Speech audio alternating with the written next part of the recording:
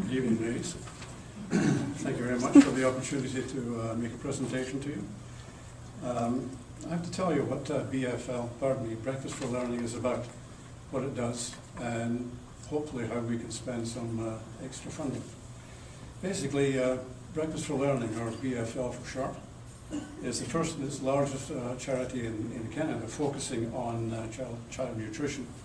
And it's now operating right across the country in 10 provinces and 3 territories. It got its start in 1992 from a survey that was done by the magazine Canadian Living, which discovered that 32% of elementary students and 62% of the secondary students were going to school without breakfast. This perturbed the staff of the magazine, who set up Breakfast for Learning and looked for corporate sponsors. And basically, the vision for the organisation is to ensure that all children and youth in Canada attend school well nourished, improving their ability to learn and giving them the best chance for success in life. And that's what we're after. And you kind of know what happens when students show up to school without a breakfast. First and foremost, if you're hungry, you're not going to be able to concentrate terribly well on what the teacher's saying to you, nor are you going to be able to get a grasp of the new concepts coming at you. As a consequence, your academic progress is going to suffer. Secondly, if you're hungry, you're going to be a little restless in class. You're fidgeting and doing inappropriate things, which ends up being sent to the principal's office, amongst other things. And very obviously, if both of these happen, the self-esteem of the student is going to go down, because if they're not doing well in school and they look at their friends and they're doing great, they have to start to begin to wonder, am I stupid? And maybe believe it that they are stupid when in fact they're not. And perhaps a good breakfast might in fact help these things out. So in as far as we're concerned, Breakfast for Learning considers that the most important meal of the day is breakfast. You know, feed the body, you feed the mind. The kids can focus better, they can achieve better, and they get a better shot in life. And what we're really doing here is we're investing in the future of the kids and the youth. So if you let them, if you feed them properly, they'll learn better, they achieve better, they'll go on to better things. And I know this from personal experience, that students who come from elementary school with a poor background, or they've missed a number of concepts, there's no way they're going to perform well in high school. And that's a terrible loss of future potential. So, I should tell you a little bit about it, but something that happened in one of the breakfast programs I'm involved with. This little kid, we'll call him Tommy, confided in one of the volunteers that since he'd been coming to the breakfast program and getting fed on a regular basis, this was the first week he hadn't been sent to the principal's office. He was really quite frightened. So were we. So what does BFL do?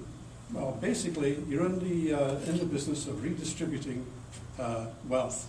Now, the government's supposed to do that, but they don't do a heck of a job on it. So if you can approach corporate sponsors, and the biggest one that is supporting Breakfast for Learning at the moment is President's Choice, and use that money to distribute to breakfast programs, then the kids benefit, everybody benefits in actual fact.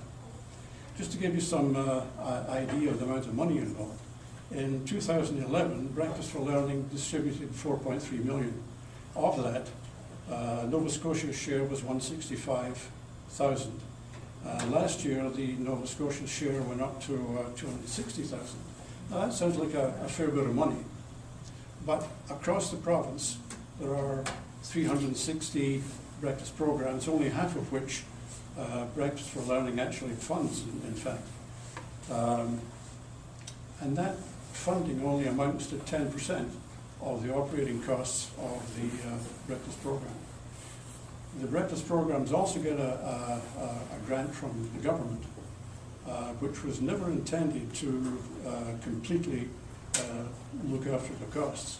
And last year, in HRM, because the number of breakfast programs increased, although the government didn't cut its its grants. Because the number of programs increased, the amount of money to each program decreased. And in fact, I know that is about 40%, and that's a huge hit.